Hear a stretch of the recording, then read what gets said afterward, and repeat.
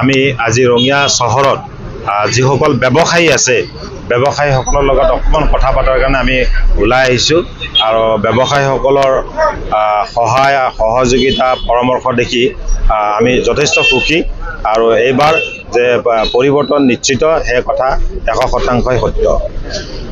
আমাৰ লগত আজি ৰাইজৰ দলৰ সতীৰ্থসকল, আমাৰ CPM দলৰ সতীৰ্থসকল, অসম জাতীয় পৰিষদৰ সতীৰ্থসকল সকলোৱে একেলগে একেখন গাড়ীতে একেখন মঞ্চতে আমি মনোনয়ন পত্ৰ দাখিল কৰিছোঁ। সম্পূৰ্ণ সহযোগ আছে। অসম জাতীয় পৰিষদৰ এতিয়াও আমাৰ কেন্দ্ৰীয় সমিতিৰ সাধাৰণ সম্পাদক আমাৰ লগত আছে। আমাৰ ৰাইজৰ দলৰো কেন্দ্ৰীয় সমিতিৰ সম্পাদক সাধাৰণ সম্পাদক তেখেতো আমাৰ লগত অকণমান সময় আগতে আছিলে।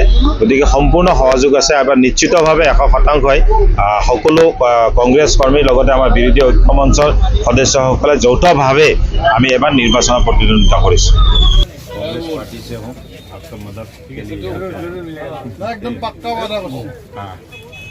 সকলোকে ক'লো দেই, সকলোকে কৈছোঁ।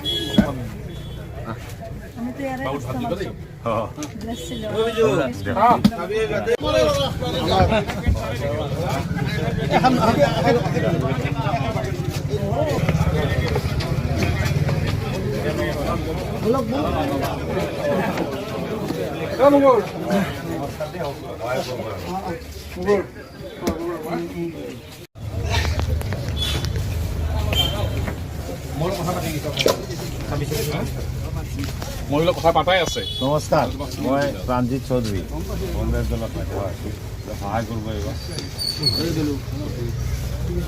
আমি ভাৰতীয় জাতীয় কংগ্ৰেছৰ পাৰ্টি সহায় কৰিব লাগিব।